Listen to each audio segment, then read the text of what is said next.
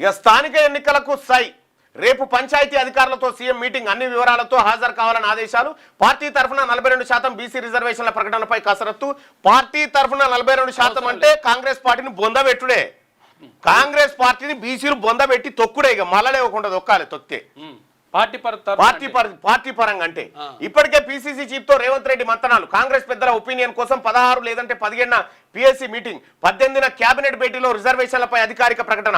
ఆ వెంటనే షెడ్యూల్ ఇచ్చేందుకు ఈసీ ఏర్పాట్లు. ఎట్టి పరిస్థితుల్లో వచ్చే నెల 30లోగా ఎన్నికలు పూర్తయ్యేలా కసరత్తు చేస్తా ఉన్నారట. ఇక చూసుకో.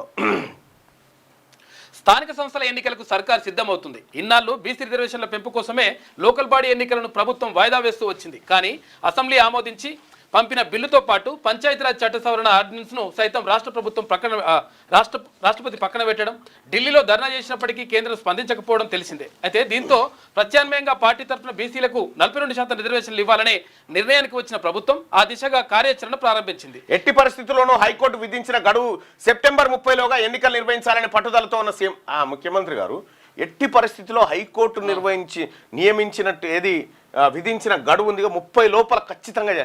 హైకోర్టు అనేక గడువులు 2009 విద్యా హక్కు చట్టాన్ని తెలంగాణ రాష్ట్రంలో అమలు చేయమని గడువులు ఎన్నో విధించింది. మనం ఎందుకు అమలు చేస్తలేము?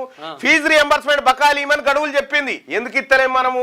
ఆటి కాడు ఉండదా? ఈడ మాత్రం కేవలం ప్రజలను మోసం చేయడం కోసం, బీసీ ప్రజలను నయవంచనకు గురి చేయడం కోసం నువ్వు ఆడుతున్నటువంటి నాటకం ఇది.